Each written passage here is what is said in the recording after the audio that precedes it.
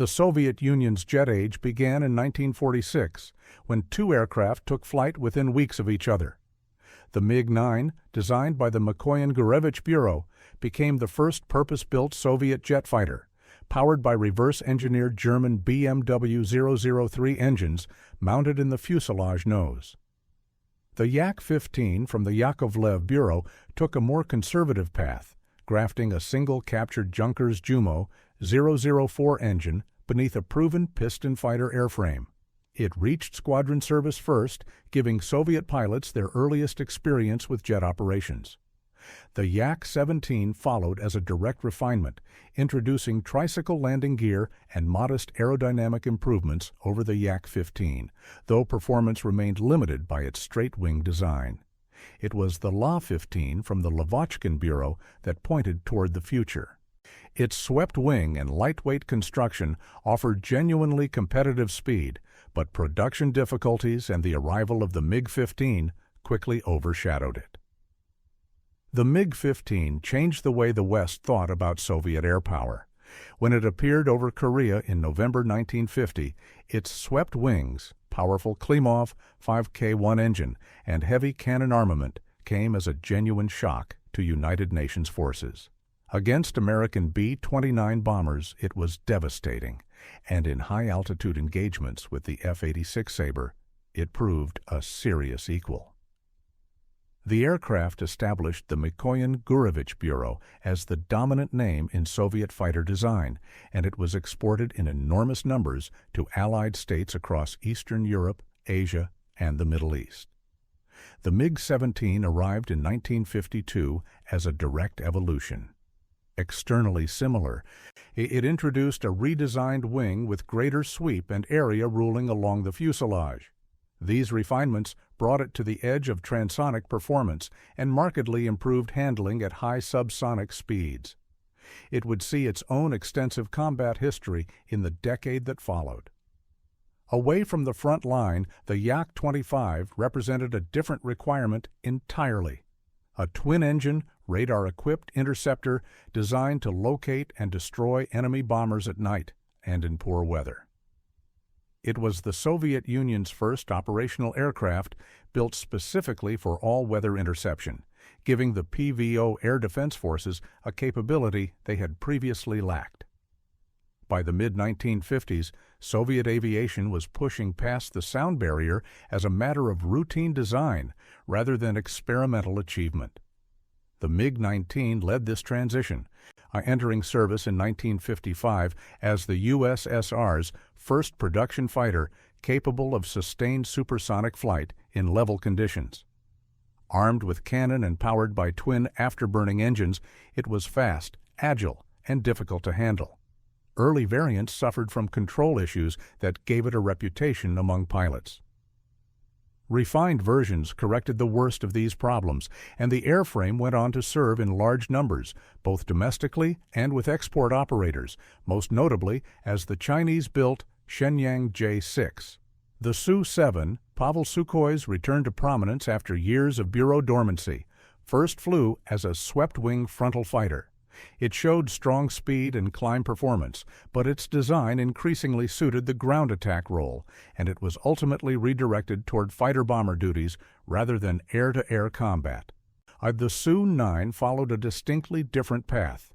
Built around a delta wing and a single powerful engine, it was designed from the outset as a missile-armed point defense interceptor under strict ground control.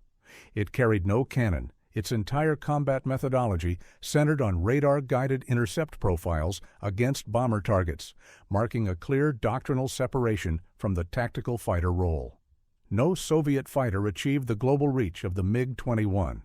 Over more than 2 decades of production, it became the most built supersonic jet aircraft in history, serving with over 50 air forces and seeing combat on nearly every continent. The MiG-21 F-13 established the template, a small delta-winged Mach 2 fighter with a single cannon and 2 missile hardpoints. It was designed for clear-weather intercepts and short-range engagements. Built around the philosophy that speed and climb rate mattered more than endurance or payload. It was light, fast, and simple to maintain, qualities that made it enormously attractive to Soviet allies and export customers alike. The MiG-21PF moved the design toward all-weather capability. The intake was redesigned to house a search-and-track radar, extending the aircraft's usefulness beyond visual range conditions. The cannon was deleted in this variant, a decision that proved controversial in service and was reversed in later production. By the time the MiG-21 bis entered production in the mid-1970s, the airframe had matured into a genuinely capable multi-role platform, a more powerful Tumansky engine, improved radar, and the ability to carry a wider range of ordnance gave it relevance well beyond what the original lightweight concept had envisioned. Several operators continued flying it into the 21st century. The Soviet Union's vast geography demanded a dedicated interceptor fleet that operated under entirely different principles from its frontline fighters.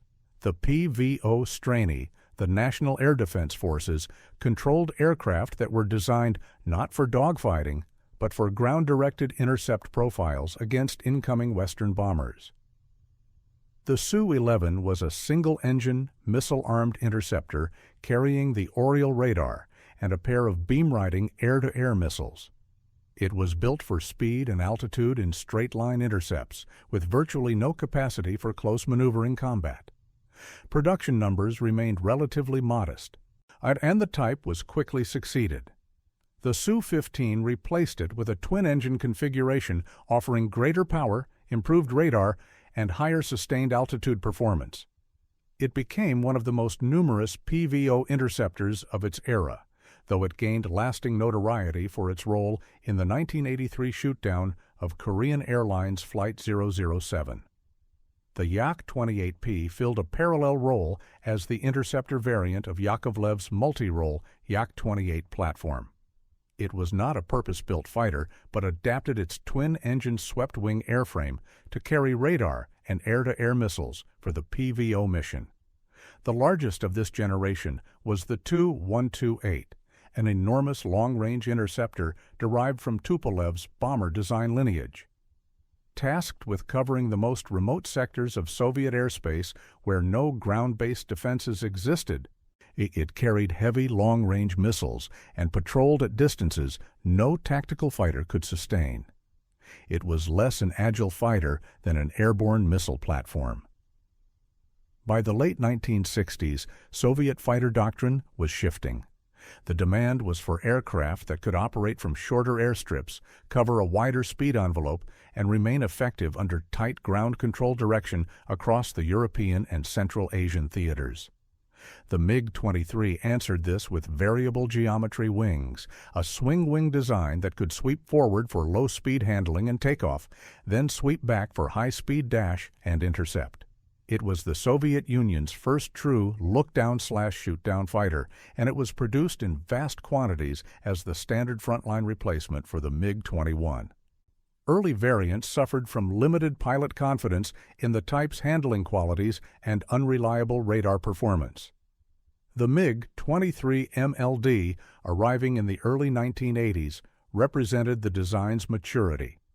Aerodynamic refinements to the wing root and leading-edge devices significantly improved maneuverability, while upgraded avionics finally delivered on the platform's original promise. Pilots who had distrusted early floggers regarded the MLD as a genuinely competitive fighter. The MiG-25 pursued an entirely separate philosophy: extreme speed and extreme altitude. Designed to intercept high-flying Western reconnaissance aircraft and bombers, its welded nickel-steel airframe could sustain speeds beyond Mach 2.8 at altitudes exceeding 20,000 meters. It sacrificed agility entirely for straight-line performance, and its defection to Japan in 1976 gave Western intelligence its first direct look at contemporary Soviet aerospace engineering. The emergence of low-altitude cruise missiles and increasingly sophisticated NATO strike packages exposed serious gaps in the Soviet interceptor fleet. Aircraft designed to climb and sprint against high-altitude bombers now faced targets flying beneath their radar coverage. Modernization became urgent.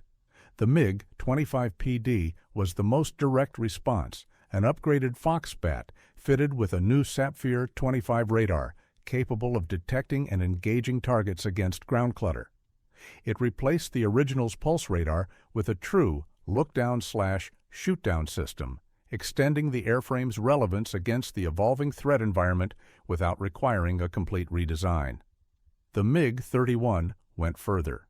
Built on the Fox-Bat's structural foundation but substantially redesigned, it introduced the Zaslon phased array radar, the first of its kind fitted to any fighter in the world.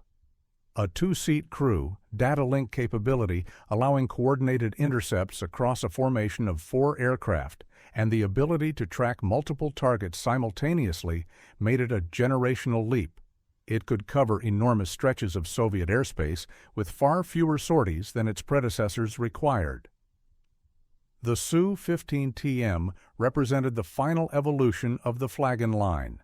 Upgraded radar and revised intake geometry improved performance, but the airframe was nearing the limits of its development potential and was gradually withdrawn as newer platforms entered service. The final generation of Soviet Cold War fighters emerged from a direct requirement to counter the American F-15 and F-16, which had fundamentally reset the standard for air superiority in the late 1970s.